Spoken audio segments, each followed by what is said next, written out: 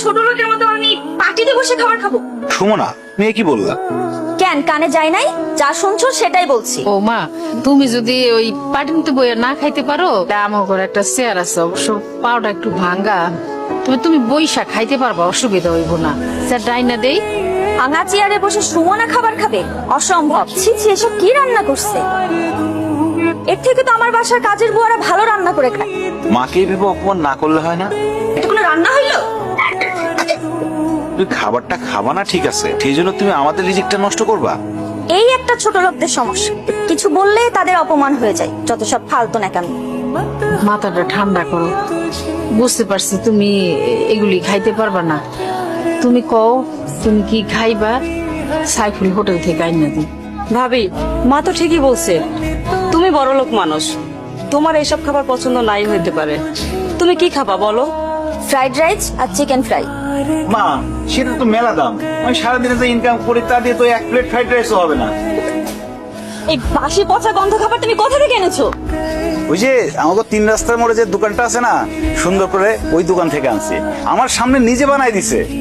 আমি কি ফুটপাতের খাবার খামে? তোর কাছে বড় কোনো চাইনিজ রেস্টুরেন্ট চোখে পড়ে নাই? মানে তোকে বিয়ে করছি বলে কি তুই আমার লেভেলটা ফুটপাতে নামে আনছোস? বউ, তুমি তো জানো আমি একজন গরিব সবজির দোকানদার। সবজি বিক্রি করে যা ইনকাম করি তা তো বড় রেস্টুরেন্ট থেকে খাবার কেনার মতো সামর্থ্য আমার নাই। হারাম জাদা, তাই বলে কি তুই আমাকে ফুটপাত থেকে খাবার এনে খাওয়াবি? ধর,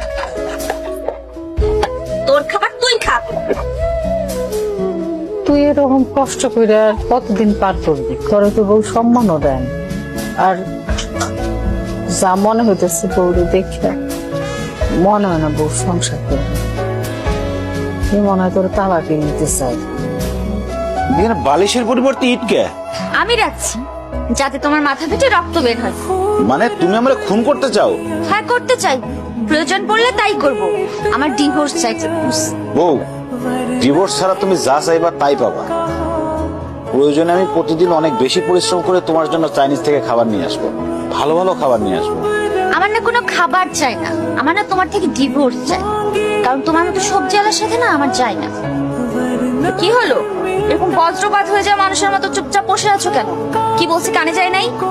জি, গেছে।